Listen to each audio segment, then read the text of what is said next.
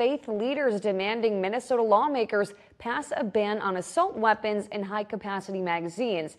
ABC 6 News reporter Chandler Jackson spoke with some members of the clergy right here at home. He joins us live with more. Chandler, what did they tell you?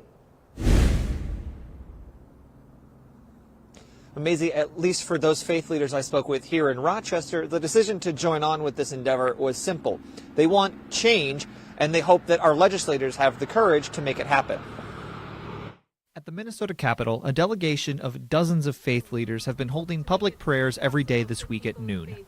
These 7 days of prayer and action are a part of the group's call for the governor and legislature to pass substantial gun reforms in the wake of the Annunciation Church and school shooting back in August. We think there is really a moral imperative to begin to make some progress on things like high-capacity magazines and assault weapons. But this isn't the only part of their call. Along with the public prayers, these leaders delivered a letter to Governor Walz and lawmakers, signed by more than 700 members of Christian, Muslim, Jewish, and interfaith congregations from across the state, including more than a dozen right here in Rochester. For me, it was not a difficult thing to decide to sign on to.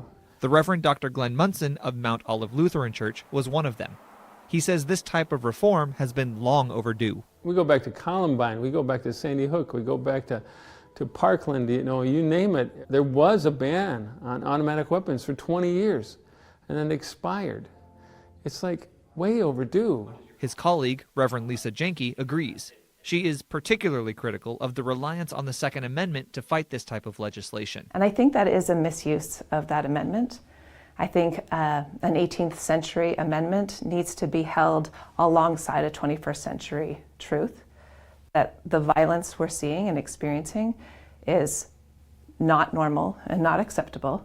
And even though the likelihood of a complete ban is slim, she still holds out hope the legislature can come through. And so if we move the needle even a small amount, we're making steps in the right direction. Now, the last we heard, Governor Walz had not settled on calling a special session yet, saying that he was waiting to see if a deal could be made on what all would even be addressed at that session. Live in Rochester, Chandler Jackson, ABC 6 News.